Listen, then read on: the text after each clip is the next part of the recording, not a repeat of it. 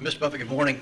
In your comments about making mistakes and errors like that, can you talk a little bit about your sell discipline when you're in a position and you feel like it's no longer good? And what criteria to use when you just finally abandon it?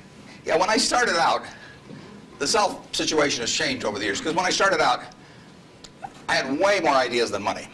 I mean, I would go through Moody's manual. I went through it page by page, and then I went through it again page by page. And I found stocks in there that I could understand that were selling at like 2 times earnings, even 1 times earnings.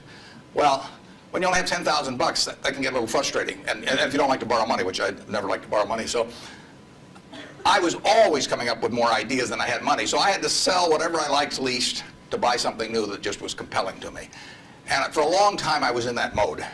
And now our problem is we have more money than ideas. So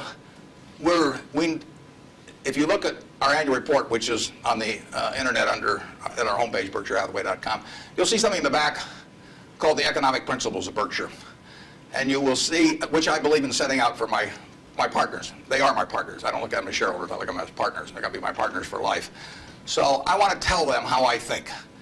And if they don't agree with the way I think, that's fine. But I don't want them to be disappointed in me. You know. So I lay out there and I say, in terms of our wholly owned businesses, we're not going to sell no matter how much anybody offers us for. I mean, if somebody offers us 3 times what something is worth, at See's Candy, the Buffalo News, Borsheim's, whatever it may be, we're not going to sell it.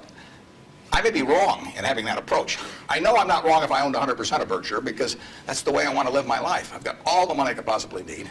You know, it just amounts to a change in the newspaper story on my obituary and the amount of money that the foundation has. And to break off relationships with people I like and people that have joined me because they think it's a permanent home, to do that simply because somebody waves a big check at me would be like selling one of my children because somebody waved a big check. So I won't do that. And I want to tell my partners I won't do it so that they're not disappointed in me.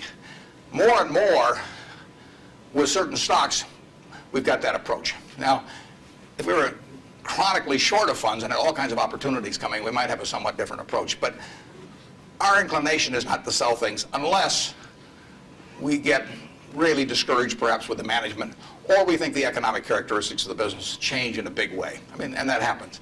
So, but we're not going to sell simply because it looks too high, in all likelihood. I mean, you can't make that 100%, but that's the principle under which we're operating. We're generating right now $5 billion of cash a year at least. So it's $100 million bucks every week. And, you know, just not, we've been talking here half an hour and I haven't done a damn thing.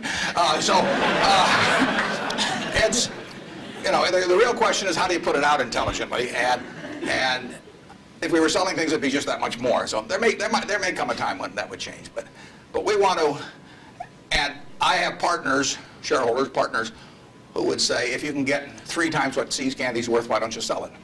And that's why I want to be sure before they come in, they know how I think on that. I mean, they're entitled to know.